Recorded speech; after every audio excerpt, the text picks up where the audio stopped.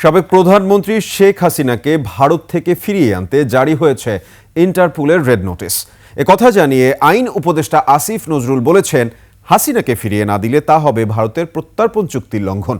আগামী ফেব্রুয়ারির মধ্যেই ২৫০০-এর অধিক রাজনৈতিক ও হয়রানিমূলক মামলা প্রত্যাহার করা হবে বলে জানান আইন উপদেষ্টা।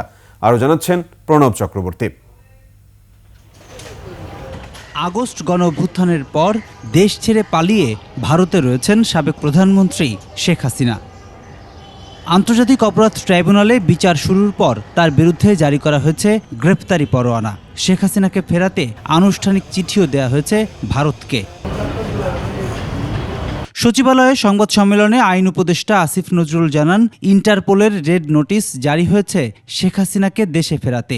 যদিও ইন্টারপোলের ওয়েবসাইটে বিষয়টি দেখা যায়নি। চিঠি লেখার পর ভারত যদি শেখ হাসিনাকে প্রত্যর্পণ না করে, তাহলে এটা বাংলাদেশের সাথে ভারতের যে প্রত্যর্পণ চুক্তি সেটা সুস্পষ্ট লঙ্ঘন হবে।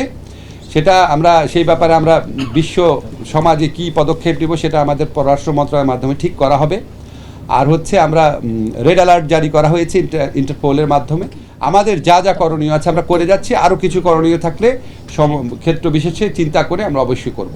গেল ১৫ বছরে রাজনৈতিক উদ্দেশ্য হাসিল করতে এবং বিগত ৩টি নির্বাচনের আগে পরে সারা দেশে হয়েছে গায়েবী মামলা। ২৫ জেলার তথ্য অনুযায়ী ২৫০০-এর বেশি মামলা ফেব্রুয়ারির মধ্যে প্রত্যাহারের কথা জানান আইন উপদেষ্টা। ফ্যাসিস্ট গভর্নমেন্টের আমলে বহু গায়েবী মামলা দায়ের করা হয়েছিল। ২৫০০-এরও বেশি যে মামলা আছে, এখানে লক্ষ লক্ষ আসামি আছে। অনেক জেলাতে আরও অনেক মামলা আছে এবং ২৫টি জেলাতেও আরও মামলার খোঁজ খবর নেওয়া হচ্ছে।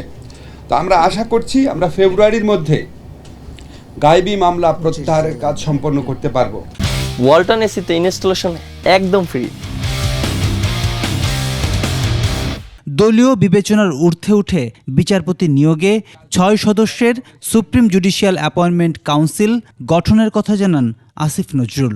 উচ্চ আদালতের পক্ষ থেকে উদ্যোগ গ্রহণ করা হলে আগামী ৩ মাসের মধ্যে আমরা হাইকোর্টে যে পরবর্তী নিয়োগ আছে সেখানে আমরা আগের যে কোনো আমলের চেয়ে একটা বেটার নিয়োগ প্রক্রিয়ার মাধ্যমে উচ্চ আদালতে বিচারক নিয়োগ দিতে পারবো। আইন উপদেষ্টা জানান, আগামী ২ সপ্তাহের মধ্যে প্রত্যাহার হবে সাইবার সিকিউরিটি আইনের অনেক মামলা। ৩৩২টি স্পিচ অফেন্সের মধ্যে পাবলিক প্রসিকিউটরের মাধ্যমে ইতিমধ্যে ১১৩টি মামলা প্রত্যাহার করা হয়েছে। আগামী ২ সপ্তাহের মধ্যে স্পিচ অফেন্স সংক্রান্ত যতগুলা মামলা আছে সব প্রত্যাহার করা হবে। এই আইনের ব্যাপারে কি পদক্ষেপ নেওয়া হচ্ছে এই ব্যাপারে আপনার তথ্য প্রযুক্তি মন্ত্রণালয় থেকে অচিরে আরও জানতে পারবেন। প্রণব চক্রবর্তী, ২১শে টেলিভিশন, ঢাকা।